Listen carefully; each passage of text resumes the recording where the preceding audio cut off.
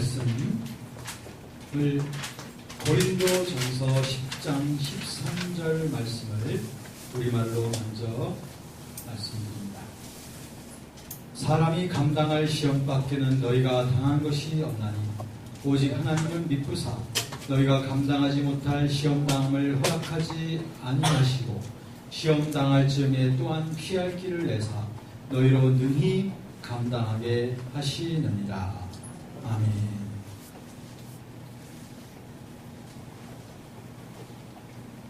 사실 우리가 교회 생활을 하지만 우리 크리스천들 가운데에 자기 죄의 문제를 너무 지나치게 합리화하는 사람들이 있습니다. 제가 필리핀에서 여러 번 사역을 할 때에 제가 필리핀의 어느 지역에서 그 형제들로부터 필리핀 친구들로부터 참 쇼킹한 그런 말을 들었어요. 뭐라고 말했냐면 필리핀 젊은이들 가운데는 그 죄 짓는 것을 더 이상 죄라고 생각하지 않고 하나의 sharing 하는 것이다. Sinning is sharing 하면서 죄 짓는 것은 하나의 문화적으로 서로 다양한 문화를 그렇게 나누는 것뿐이다. 이렇게 말하는 것을 듣고 굉장히 쇼킹했습니다. 이 말의 뜻은 뭐냐면 죄란 문화의 하나이지 어떤 하나님께 대한 그런 불복종이나 반역의 뜻으로 생각하고 싶지 않다는 요즘 현대 풍조를 말하고 있는 것입니다. 얼마나 무감각한 그들의 영혼인지 몰라요. 이건 완전히 합리화입니다. 아주 지나친 합리화라고 말할 수 있습니다. 우리가 성경의 교훈을 보면은 우리는 죄로부터 우리 자신을 지키라고 그렇게 말씀하고 있으며 우리 주님께서도 거룩하신 분이기 때문에 우리들도 역시 거룩한 자가 되라고 그렇게 말씀하시며 이렇게 교훈하고 있는 것을 볼 수가 있습니다. 또 어떤 사람들은 이렇게 말하기도 해요. 우리가 살아가는 동안 어떻게 죄 짓는 것으로부터 자유로울 수 있겠는가? 우리 죽을 때까지 다 죄 짓는 거 아니냐? 이렇게 말하는 사람들도 있어요. 그러면서 그들은 뭐라고 말하냐면 우리가 다 유혹받는 것도 다 죄 아니냐? 유혹이라는 것도 죄의 일종이 아닌가? 그렇다면 유혹으로부터 벗어날 수 있는 사람은 아무도 없지 않느냐? 그렇다면 아무도 죄로부터 벗어날 수 있는 사람이 없다는 말이다.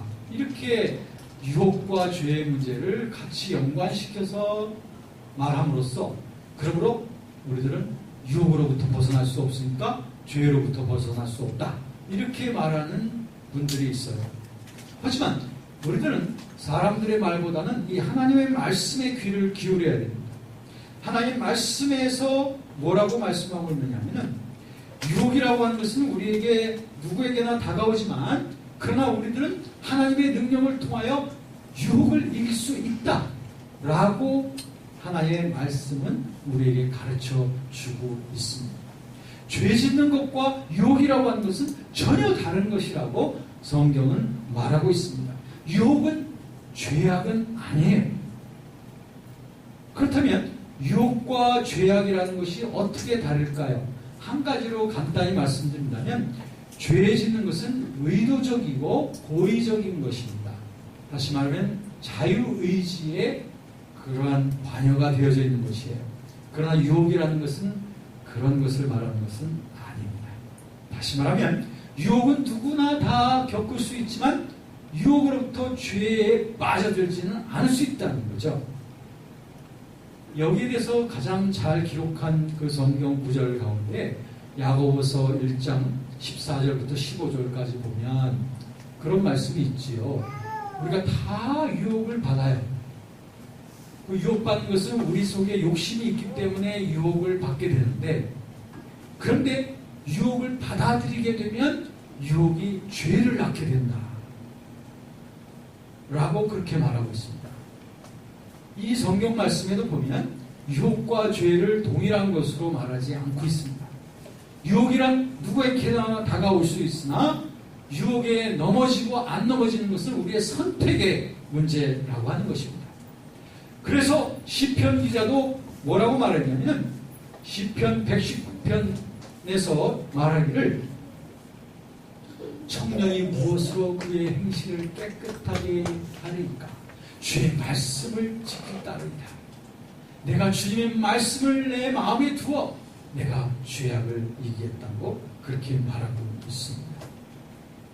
로마서 기자도 말하기를 내가 만약에 원하지 않는 것을, 나쁜 것을 알면서도 원하지 않는 것을 하고 있다면 그것은 내 의도적으로 죄를 범하는 것이다.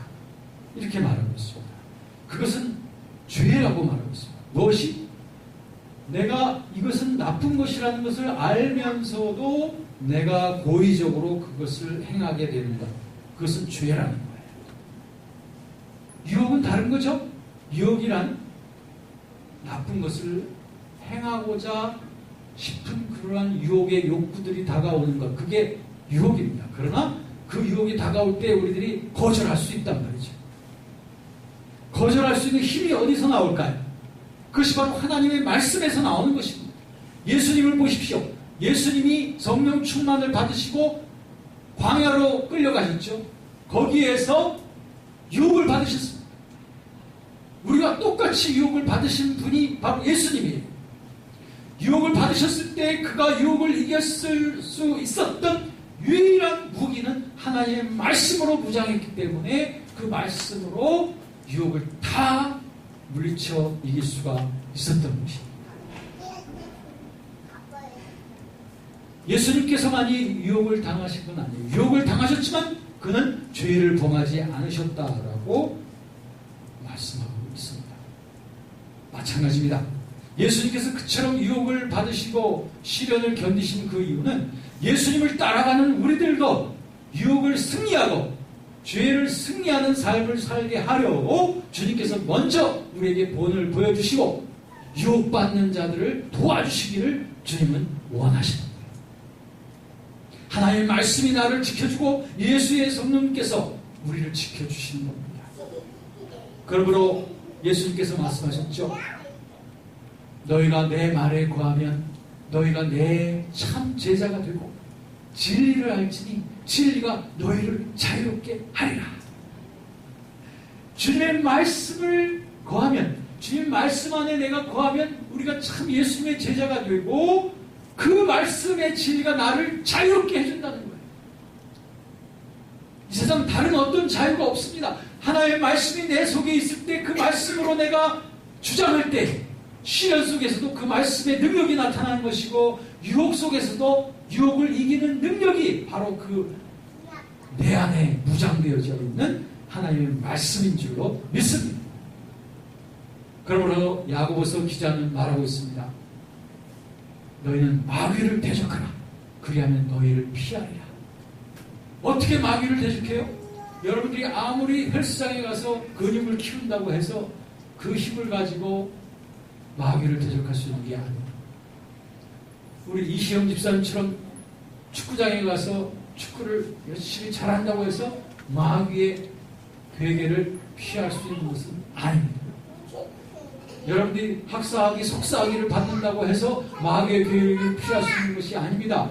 오직 유일한 이 세상의 공중 권세를 잡고 있는 마귀의 그 흉악하고도 악랄한 그 괴계를 피할 수 있는, 그리고 물리칠 수 있는 단 하나의 무기는 하나님의 말씀인 줄로 믿습니다. 그 말씀으로 무장하십시오. 그 말씀이 여러분을 지켜주실 겁니다. 그 말씀으로 무장하십시오. 그 말씀이 여러분의 길에 빛이 될 것이고 여러분의 발에 등이 뿔이 되어질 것이며 여러분의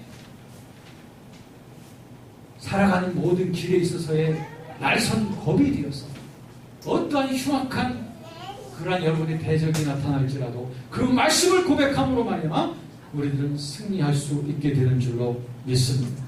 그러므로 오늘 본문 말씀에 보면 사람이 감당할 시험밖에는 너희가 당한 것이 없다는 겁니다. 여러분 속지 마십시오. 여러분들이 견딜 수 있는 시련만 여러분들에게 주어진다는 거예요. 이게 무슨 말인고 하니 믿음으로 하나님을 신뢰하고 있으면 다 견딜 수 있는 시련만 우리에게 다가온다는 거예요. 왜 우리가 시련 속에서 더 이상 못 살겠어요? 하나님, 나한테는 왜 이렇게 엄청난 시험만 주시는 거예요? 하나님 왜 나를 사랑하시는 거예요? 뭐예요? 이런 식으로 하나님께 불평을 만약에 바란다면 그것은 믿음 안에 거하고 있지 않기 때문에. 왜? 하나님께서는 감당할 수 있는 것을 다 주셨어요. 그러므로 믿으셔야 됩니다. 여러분들이 어떤 시련이 다가온다 할지라도 하나님이 나를 감당할 수 있는 것만 나에게 주시는 거야. 그리고 이 시련에는 목표가 있는 거야. 이 시련을 통해서 나를 단련하시고 내 믿음을 단련하시고 내 소망을 굳건하게 하시고 내가 그리스도 안에서 강한 자로 세우시기 위하여, 그래서 결국에는 이 축복의 강물이 나를 통하여 온 세계에 넘쳐나게 하기 위하여 하나님께서 나에게 이런 시련을 주시는 거야 라고 하는 그런 믿음에서 절대로 떠나서는 아니 되는 것입니다. 오늘의 본문 말씀은 말하십니다. 하나님은 신실하셔서 너희가 감당하지 못할 시험을 허락하신다, 안 하신다? 허락을 안 하신다. 믿습니까? 여러분이 감당하지 못할 시험은 하나님이 여태까지 한 번도 주신 적이 없습니다. 여러분들이 너무 힘들었어요. 그때 내가 감당하지 못했어요 라고 말하는 것은 믿음 안에 있었지 않았기 때문에 그렇습니다. 이전 일은 주님께 맡기십시오. 지금부터입니다. 지금부터 또 하나님께서는 우리의 유익을 위하여 시련을 주실 거예요. 여러 가지 종류의 시련을 주십니다. 그때 첫 번째로 고백해야 될 것은 하나님이 내가 감당할 수 없는 시험은 주시지 않는다 라고 하는 것을 고백하십시오. 그래서 여러분 마음속에 불평이나 원망이 없게 하십시오. 그리고 시련의 목적을 생각하십시오. 하나님께서 이 시련을 통하여 나를 분명히 멋진 자로 만드실 거야 라고 고백하십시오. 그때 여러분 시련 속에서도 감사할 수 있습니다. 그 시련 속에서 튼튼한 믿음의 사람으로 그렇게 성장하게 되는 줄로 믿습니다. 우리 영어예배 가족 여러분, 왜 나에게만 이런 시련이 있느냐고 그렇게 불평하지 마십시오. 하나님은 이쁘시고 아름다우셔서 오직 여러분의 유익을 위해서만 시련을 주시는 분입니다. 그 시련의 목표를 생각하십시오. 그것은 여러분의 성숙이요, 그것은 여러분들의 축복입니다.